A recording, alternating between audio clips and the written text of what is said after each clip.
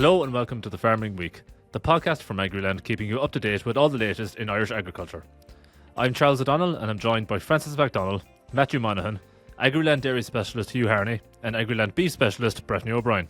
Well, there's plenty to get through, so we'll get straight into it and talk about the proposal from the European Commission this week to take a range of measures to simplify the Common Agricultural Policy. This comes on the back of farmer protests late last year and the Commission's commitment to cut down red tape for farmers. So, Maitiú, can you take us through the Commission's announcement this week? Yeah, Charles, thanks. I think it's important to say off the bat that these are proposed plans, so they will need to pass through both the Council of Ministers and the European Parliament before they can come into effect. The big figure coming from the Commission is that the changes could save up to €1.58 billion annually for farmers across the European Union. So if we were to break that down, the first change is to the annual lump sum limit. The limit for small farmers is set to be increased from €1,250 up to €2,500. As well as that, the Commission is going to reduce the number of on-the-spot checks per year to one per farm, which would be a big change. And then finally, on generation renewal, small farmers will find it easier to get financial support through a new funding option that offers up to €50,000 as a lump sum payment. Here we have Commissioner Hansen speaking about the simplification measures this week. As you know, the Common Agricultural Policy is a vital safety net and support for our farmers and the agri-food sector in general. But this potential should, of course, not be eroded by excessive bureaucracy. And that is what we are doing here. Also, in the vision, we asked ourselves how to make farming more attractive for current and future generations. And this is what guided our work here as well. So avoiding by all means that demands of our policy discourage young or new farmers from entering the profession or current farmers to stop farming because it is just not worth time spent on bureaucracy. So I think it's fair to say the reaction to the simplification measures has been mixed. The ICMSA called the measures unconvincing, and its president Dennis Drennan said that farmers need real simplification and not tokenism. Elsewhere, some of our MEPs have also had their say. Ciarán Mullooly did welcome the measures but expressed concerns over a proposed crisis fund which would be funded by 3% of the country's CAP envelope. Other Irish MEPs, such as Maria Walsh and Barry Cowan, also welcomed the measures. And we're going to stay on CAP now, Maitiú, because while we did get that news on CAP simplification this week, which is ostensibly positive, there's also potential trouble on the horizon for the future of the CAP budget after 2027, according to some farm organisations, including the Irish Farmers Association, which held a meeting this week on the future of CAP. Can you tell us a bit more about that? Yeah, so it's believed that the Commission is considering a radical overhaul of the EU's budget, and that is going to impact on the CAP payments. Farm organisations are planning to take to the street next week to voice their concerns over the proposal, including Copa Cogeca, the umbrella organisation representing farmers and agricultural cooperatives. The protest is set to take place in Brussels next Tuesday. Irish farm orgs are also concerned about the budget. As you mentioned, Charles, the IFA met this week where President Francis Gorman said the changes would end the CAP as we know it. Ty Buckley, the IFA's chief economist and director of policy, also believes that the CAP reform would make it very difficult for the vulnerable sectors. Thanks for that, Maitiú. Now, moving on, and if you were listening to last week's podcast or keeping an eye on Agriland generally, you'll know that an extraordinary meeting between Minister for Agriculture Martin Hayden and farm organisations took place on TB last week. A meeting of that nature was unusual, and the fact that it was called reflects the increasing threat of TB to Irish beef and dairy farmers. On last week's podcast, we knew what would be discussed at the meeting, but we didn't yet know the outcome. A week later, are we any the wiser, Francis? Well, I think the Minister's message is very clear. Whether the proposals have really hit home yet, we're not 100% sure. But we actually caught up with Minister Hayden this week, and what he told us was that TB is a crisis of very significant proportion. Minister Hayden told Agriland that only very recently, a couple of years ago, Ireland was having 20,000 reactors a year, while last year we had 41,600. And he said if he didn't act very soon, we could be up at 60,000 reactors. As you mentioned, Charles, Minister Hayden called a meeting last week to discuss proposed new measures to tackle TB with representatives of the country's key farming organisations and other key stakeholders. Now, some concerns were raised by farmer organisations following that meeting. The Irish Cattle and Sheep Farmers Association and the Irish Farmers Association and also the Irish Creamery Milk Suppliers Association have all expressed concerns around the Minister's assertion that he plans to move quickly on the new TB proposals. They're also worried about cuts to compensation, potential restrictions on herds, and how the Minister is going to tackle the wildlife question in relation to TB concerns. But one element is very clear, and that is the Minister's determination to implement these new measures that are outset to mitigate the impact of TB. And he said that's going to happen within weeks, not months. Now, when we were chatting to Minister Hayden, he told Agriland that he was listening to the concerns that had been raised by farming organisations. But he also warned about the cost in financial terms in relation to the rapid rise of TB across the country. And let's listen now to a little of what he had to say to us. So what we're doing at present is spending more money than I actually have budgeted and allocated for TB. If I get to bring in the majority of the proposals that are on the table, it will actually cost more money out of my budget to start with. But this is costing farmers money, it's costing money out of my department that I would much prefer to spend on beef farmers in other ways to support them in the work they do. So what I'm willing to do here is to go and seek more money and to allocate more money to the area of TB, but only if it's going to deliver the results that will benefit farmers, that will stop more farmers having to face the stress and the trauma of having a reactor and having a herd that is restricted. And you know, we'll put that investment in. This isn't about money, but there is a bigger piece here that it is costing farmers about money. It's costing my department a lot of money, but we won't be found wanting in spending to address the current crisis. And you can see that interview in full on Agriland.ie or catch it on our app. Overall, Charles, one thing was very clear this week. The Minister has said that the spread of TB must be stopped, and he wants to tackle the three main drivers of what has been identified by the Department of the disease. And he said this is wildlife, cattle transmission and residual transmission. Well, just before we move on, and as we're talking about matters that relate to biosecurity and the cost of disease, we'll just note that the department has confirmed that blackgrass has been added to the list of noxious weeds that landowners must control. Under the Noxious Weeds Act 1936, it is an offence for owners and occupiers of land not to prevent the spread of specific weeds. A new statutory instrument on noxious weeds comes into force this week to include blackgrass. But moving on, and the good weather is offering a chance for farmers to get out and get the silage cut. Hugh, do farmers seem to be taking this opportunity? Yeah, Charles, so I suppose most farmers are making great use out of this good weather. Like, no matter where you go, I suppose you see tethers on the road, you see rakes, you see mowers, harvesters, silage wagons, trailers. So like there's a lot going on.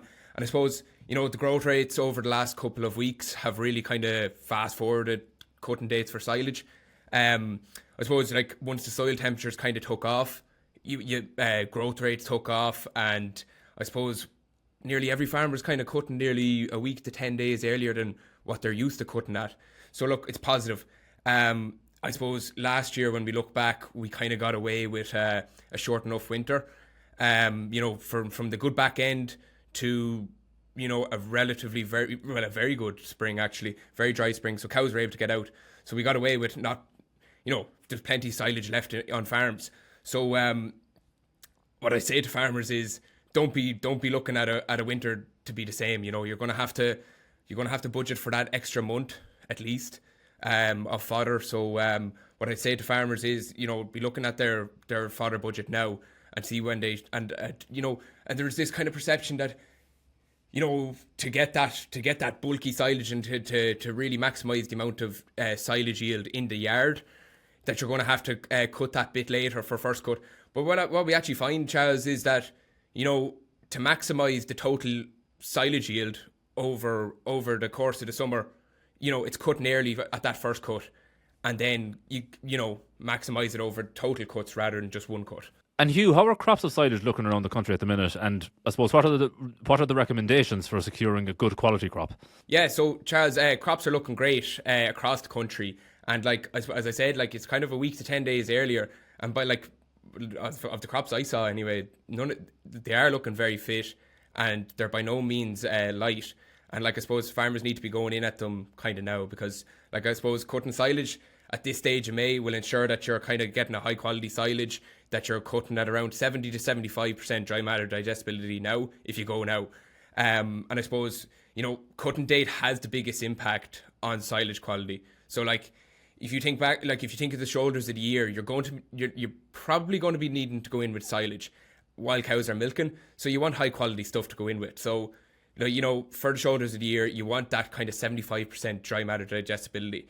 And I suppose, once the grass starts heading, Charles, you're going to be looking at, the maximum of 70% dry matter digestibility and a 1% drop from there on every few days. So, go in now and get it cut is what I'd be recommending farmers to do. And look, I suppose for actual cutting, the ideal time to start mowing is that late afternoon to kind of early evening, when we've had a couple of hours of sunny spells and, the dew is lifted, and, because that's when the sugar content is at its highest. So, like, the higher the sugar content in the grass, the more food for bacteria and the quicker the pH levels drop. So you want to kind of target sugar content of to ensure good fermentation of around 3%. That's the ideal. And I suppose when silage is knocked, like, many farmers kind of opt to, tether out grass. But like, in these conditions, I don't see the point of it, because it's actually so dry. I think, if farmers are going in and tethering out the grass, I'd fear that it's going to be over wilting. And, you don't want over wilting, because, I've seen on a couple of farms where, in this weather, it was only knocked 24 hours they're picking up and it wasn't touched and there was dust coming out of it. So, the fear is if you're tethering it out, that you'll be dropping that, you'll be, making dry silage, and, that leads to unstable pit and you're losing a lot of energy in that silage as well. And just one thing I want to emphasize as well, Charles, is, there's a lot going on in farms at this time of the year. We've got breeding, now we've got silage. So safety has to be, and I know everyone's like, oh, safety, yeah, we will do that. But when the pressure kicks on, people forget about it, and that's the reality. So there could be stock bulls out in farms. Even if it's just handling, you're handling cows, so there has to be that safety part of it as well. And then young children love to come down and watch, tractors go up and down pits. So like, make sure they're supervised, and check your visuals. Make sure your glasses and your mirrors, they're all cleaned after every few load, because the last thing we want is an accident on any farm. So yeah, well said, Hugh. That's a great point. Just looking at the dairy sector specifically, Hugh, on a separate topic, there seems to be a looming shortage of replacement dairy heifers in the country. What do the figures tell us on that? Yeah, that's right, Charles. I suppose the Irish Cattle Breeding Federation, ICBF, produced stark figures of the decline of the dairy female calf registrations this year. And this is a major concern for dairy stock numbers over the next coming years. So ICBF statistics showed that for the first 4 months of 2025, that there were about 45,000 fewer dairy replacement calves born, and actually 60,000 fewer than in 2023. So, like, this information tells us that not only going to be heifer calves and first calved heifers in short supply, but the market for heifers in the next couple of years is just going to be through the roof. And it's a concern, because where do we go with stock numbers? Is this going to affect the national herd?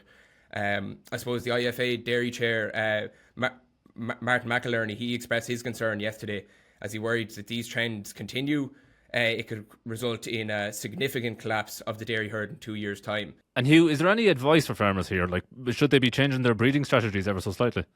Yeah, Charles, look, this is a difficult one, because like, I don't like coming on to anything and telling farmers how they should go about their breeding season, because every farmer has their own way of doing it, and their own way of what they see as a profitable way of doing it. So look, I suppose the fear is now that we've seen calf prices over the spring, and farmers might be looking at that and be saying, right, I'll go for a bit more dairy beef now. I'll use a few more dairy beef straws this year because of the calf prices that we've seen this year. But like, I think those calf prices are probably going to continue. So like, there is an argument there. But are they better off going with a bit more dairy AI and a bit more sex semen? Like, I can't say that I'm surprised with these figures, because like, if you look back over the last couple of years, dairy farmers have been using, they've been really strict on just using the number of sex semen straws that they need for their dairy replacements, and then focusing on using dairy beef on the rest of the herd. So this, while sex semen has been a fantastic tool for the industry, it has caused kind of this selective breeding, which has led to more genetic gain, but it has led to also less heifers in the country. So what I'd say to farmers is maybe to use a bit more dairy AI, a bit more sex semen, because if you think about it, you don't want to be spending more, you don't want to be spending all that money on heifers in a couple of years' time. If you run into a shortage yourself, so farmers, even in the last few years, they've been breeding their replacements and only enough for themselves, and even at that, leaving themselves a bit short. So what I'd say is use more dairy AI, use more sex semen, and if there's a surplus there, they're going to be making good money anyway. So I don't know, should they be using more? I'd say they should. With TB rampant across the country as well, Charles, we should be breeding more heifers to cover ourselves.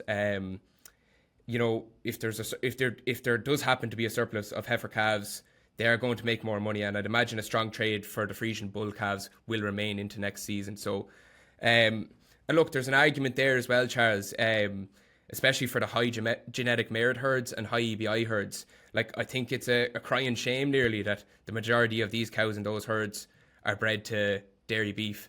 When there's such a potential to breed an incredible next generation of milkers. So there's an argument there, but look, maybe it's easy for me to say, but there's scope there, Charles, for agreements to be put in place, maybe for low genetic merit herds to buy off these high genetic merit herds. I don't know, maybe that's something we could look at.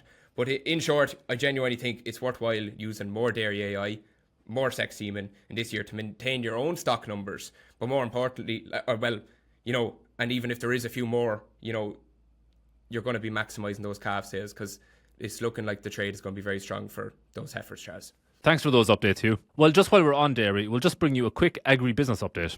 Over 11,000 tier-long co-op members are set to benefit from a spin-out of €173 million worth of Glanbia plc shares. The board of Tier-Long Cooperative Society Limited has approved the distribution of 15 million Glanbia plc shares to co-op members. Based on a Glanbia plc closing share price of €11.51 as of last Friday, this will be worth approximately €5,156 for every 1,000 shares that a member holds in Tier-Long Co-op, or over €16,804 to an average active Tier-Long Co-op member. Moving on now though, and several important farm schemes and measures are closing for applications today, Thursday, May 15th. Frances, can you just give us a reminder of those? Yes, Charles, the clock is definitely ticking when it comes to deadlines for submitting those all-important applications. So let's start with the big one, and that's the Basic Income Support Scheme, BIS. Farmers only have until midnight today, that is Thursday, May the 15th, to get their applications in. And don't forget, this is also the deadline for the related submission of applications for a range of other schemes, including the complementary income support for young farmers. We know that in the region of over 100,000 applications have been received for BIS so far, and other area-based schemes by close of play yesterday. And I'd imagine there's a lot of hurried applications going in as we speak. So today is also the deadline for farmers who are seeking a nitrates derogation, and the dairy cow ban must also be confirmed for 2025 through the Irish Cattle Breeding Federation, ICBF's website. And before you take a breath, it's also the closing date today for the 2025 National Dairy Beef Weighing Scheme and the closing date for CAP Strategic Plan Dairy Beef Welfare Scheme. And just to note, if you were in that scheme in 2024, you don't need to reapply because your application will automatically roll over to 2025. And let me just also mention the 2025 National Sheep Welfare Scheme here, Charles, because although the application closing date is also today, May 15th, this is followed by 25-day calendar late application process, which means that the late application closing date is Saturday, 9th June 2025. So good luck to anyone who is submitting an 11th hour application today. But just one other development to mention in relation to schemes, that is in particular with the Agri Climate Rural Environment Scheme Acres, as a total of 7 actions will be monitored for compliance for compliance using satellite technology this year. The Department of Agriculture, Food and the Marine has told us that it will continue to use the Area Monitoring System, AMS, to ensure that the area-based schemes, including acres, have met their eligibility requirements for 2025. Finally this week, we're going to bring in Agriland's beef specialist, Breifne O'Brien. Breifne, we normally have you on the podcast to talk about prices in the mart and factories for cattle and sheep, and that is going to be what we're going to talk about, but it'll be a little different this time around. You had an interesting conversation with a sheep farmer recently. What did he have to say? Yes, that's right, Charles. So it was a County Wexford sheep farmer, and he believes he may have struck a historic first after the sale of 2 cull ewes covered the all-in price of a trip to Spain for him and his wife to celebrate their wedding anniversary. In the history of sheep farming, I don't think it was ever done, County Wexford sheep farmer Gus Connick told Agriland. The farmer sold the 2 cull ewes at Tullow Mart in County Carlow for a combined total of €620, and the result got him thinking about planning a special trip for his anniversary. Agriland caught up with the Camross County Wexford based sheep farmer earlier this week when he had just returned from a holiday to Salou in Spain with his wife Orna to celebrate their 7-year wedding anniversary. He said, "I don't think my father, my grandfather or any other man I ever knew could book a flight to Spain for the weekend, stay at the finest hotel that a man or woman could get, and the whole lot all in cost us €620, and I got €620 for the 2 fat cast ewes," he revealed. And some farmers are calling it a sheep holiday. He said, "We were going through sheep here, picking out cull ewes and anything that wasn't up to scratch in the place. I brought the cull ewes to Tullow Mart, and there was 2 good heavy cull ewes in particular. They were tipping the 100 kilo mark, and they made €310 each." The farmer said they were planning on going away anyways, but the 2 cull ewes paid for himself and his wife for their wedding anniversary to go off for the weekend. He said often in the past the sale price of cull ewes would do well to cover the price of a bag of ration, let alone a 3-night stay in Spain. Connick said he has never seen the cull ewe trade as strong as it currently is. He believes that the good prices this year have come, but not before time. He said there's loads of years where you'd just be breaking even sheep farming, but this year has worked out lovely. You can't but make money at sheep at the moment, he said. Well, just before we go, we just want to say best of luck to Josephine O'Neill, who officially took the reins as president of MACRA at the association's AGM at the weekend following her election last month. But that's where we'll leave it for today. Please don't forget to rate, review and follow The Farming Week on Spotify, Apple Podcasts or wherever you get your podcasts. We'd love if you could spare some time to give us 5 stars and share The Farming Week with anyone you think might be interested. From Francis, Maitiú, Hugh, Breifne and myself, all the best.